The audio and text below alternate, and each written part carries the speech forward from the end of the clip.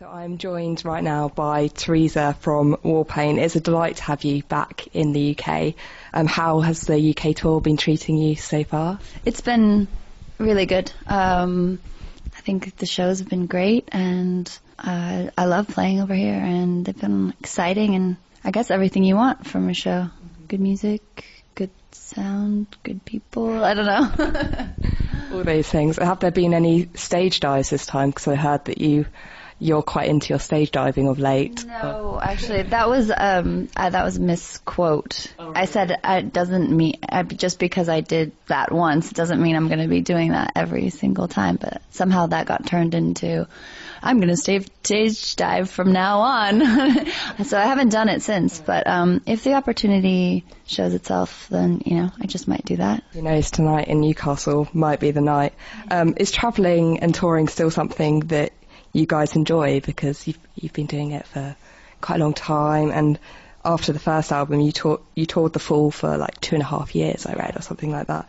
How do you kind of stay fresh and entertained by touring? I don't know, episodic TV shows and showers that makes everything feel good again. I don't know. It's hard living on a bus. It's hard, definitely challenging, and it's hard to stay fresh when you're in a situation where you don't really feel like you get quality rest, and alone time. But it's just traveling is an amazing thing. Being able to see the world, that kind of always pulls me back in. If I go home for longer than 4 months, I start to itch to go back out on the road and stuff. So just meeting good people everywhere too is really exciting, and having a global community it's cool. Yeah, your music is well and truly global now, global fan base. Recently you released a double A side with No Way Out and I'll Start Believing, which is a totally new song. Mm-hmm. What are the stories behind those particular tracks and how they came together? I mean, No Way Out you've been playing live for quite a long time. No Way Out is a song that we wrote in Joshua Tree, and it just didn't get on the last album. But we've been playing it since then. So that's, a couple years. I'll Start Believing, we just wrote it, but it was an exercise, actually, writing that song and mixing it and mastering it and putting it out, an exercise in not thinking too much about what we're doing, and just kind of throw something together that we like and get it out there, I think we deliberate over things sometimes a lot, maybe too much, and it was nice to just like, I don't know, not get too deep on or heavy about something. Yeah. Did you find that hard to say we're done with this, or no. do you find it difficult? No, I don't really, actually. I like writing things quickly and going with the first thing, for the most part, but maybe it doesn't seem like we're like that, but there is a side to us that is. And again, like a lot of the reasons why, let's say our last album took so long was not just because of us being perfectionists. It was a scheduling thing, and with Flood and all kinds of other factors went into why that took so long. But yeah, I mean, I think now I've gotten to a point where there's so many different sides to us. I've gotten to a point where I feel like we need to explore all those sides and not think and just do it. Getting it out there. No, that's great. What's it like for you knowing that people who listen to your tracks kind of feel them so intensely and get real strength from them? Do you ever get people coming up to you and telling you how much the particular track's been to them, and does that move you? Yeah, that definitely moves me. I mean, I had that experience when I was younger, still do, obviously, but I remember just, it was a huge part of my youth was being moved by music and poetry that I felt like explained how I felt inside. And I guess I'm talking about when I was younger more, because I don't know, you go through your teens and you get angsty and troubled, and it's just like nice to know that someone out there understands. And of course those things kind of continue throughout your whole life, but I don't know, yeah. So to me it's like the best thing ever when someone comes up and says that they've been, felt like they were understood, or they've been moved by something, or we've taken them through a hard time, or, I guess when you play live as well, you can kind of see people's physical reactions to your music as well, and that kind of sense. Yeah, it's really nice too when you just see people having a really good time. To me, it seems like everything you do feels very real. So, for example, an intro, like the recorded version, you kind of keep that bit at the beginning where it messes up and carry on going, and it's not like totally polished, shiny music. Is that kind of a conscious decision on your part, and have you ever faced any kind of resistance to that? No, I don't. I think it's important to keep it real. It's just fun also to do different things than what you're expected to do. I enjoy that. And it was, or is, your 11th anniversary as a band this year. You formed in 2004 and The Fall came out in 2010. Do you find that your early songs kind of take on different meanings now when you perform them live, or do they kind of bring you back to that place where you were when you wrote them? They take me back, even though we play them. I mean, we play them pretty much exactly like we used to. Some of them, like Crimson and Elephants, Burgundy. I love them. Those are some of my favorites. They seem so different than what we do now, but it's nice to have them so that it creates like a full story, and I think keeps our sound interesting. Because if we were only playing the new album, it'd be like a really mellow show. Yeah, got the full story.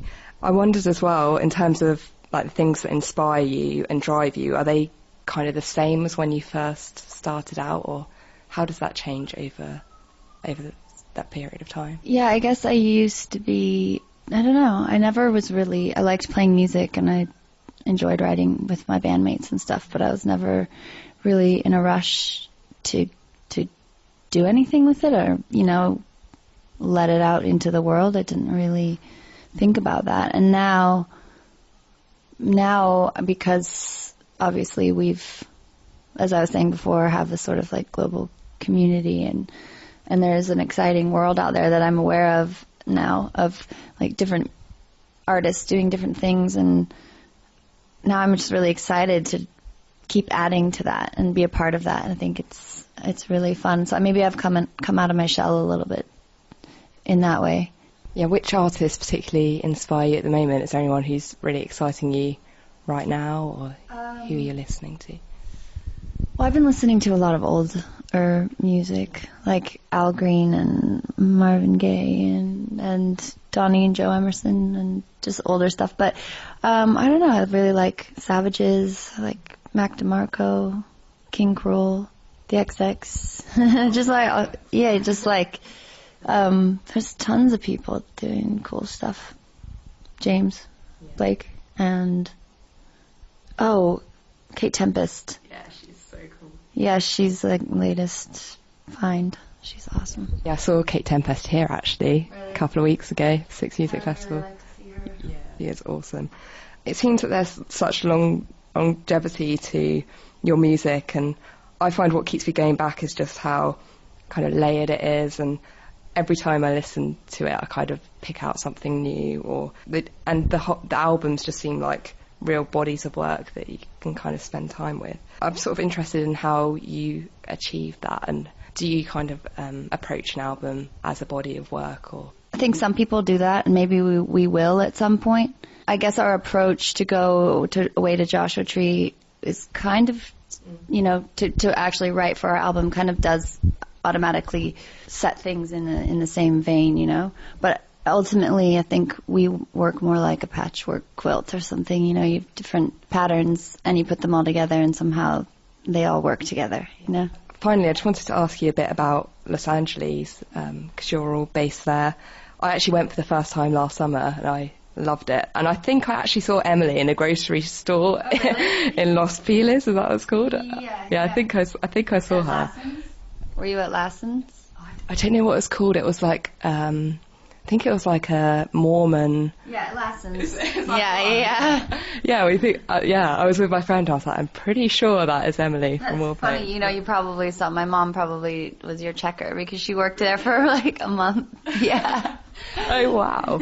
I wish I'd been aware. And It seemed to me just like a very inspiring place and quite a unique place in the sense that you go into a cafe and everyone like acts and writes and makes music, or it seemed that way to me, and just like a lot of really passionate, creative people taking risks, and actually people from all over the world kind of gravitate to the city. Do you feel inspired there? Not really. I feel inspired there because I feel like I can get inspired anywhere, because it's not necessarily my surroundings that are inspiring me. It's like just, something I read or something I watch or a song I hear or something. I do love, obviously, my family's there, and it's nice. Springtime in LA is probably the most inspiring time there for me. I get this sense of nostalgia because when I first moved there, and I was like 19 or 20 or something like that, and just like first moved to the big city. It was during the spring, so I always get the same excited feelings that I did back then. But I don't really like to, I don't know, I try to stay away from places where there's a lot of people hanging out all the time. So I'm usually at home. Okay. Yeah, avoid those coffee shops full of creative people. Thank you so much for your time, and good luck tonight and for the rest of your tour.